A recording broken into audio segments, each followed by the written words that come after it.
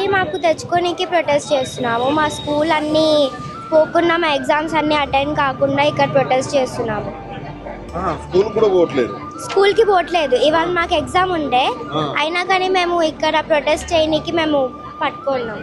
ఈ వయసులో కూడా ఈ ప్రొటెస్ట్ చేయాల్సిన పరిస్థితులు వచ్చినాయి మీకు. ఎట్లా చూస్తారు?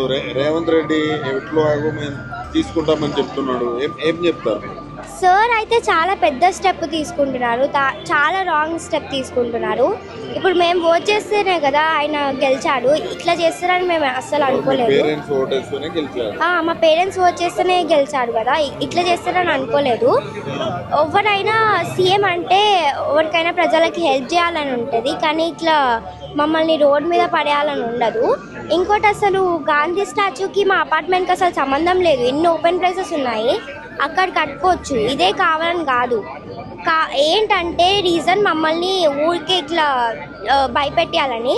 0% ఉంది, దీనికి డేంజర్ జోన్లో ఉందని మమ్మల్ని బయట పెట్టిస్తున్నారు. కానీ మేమైతే అస్సలు భయపడము.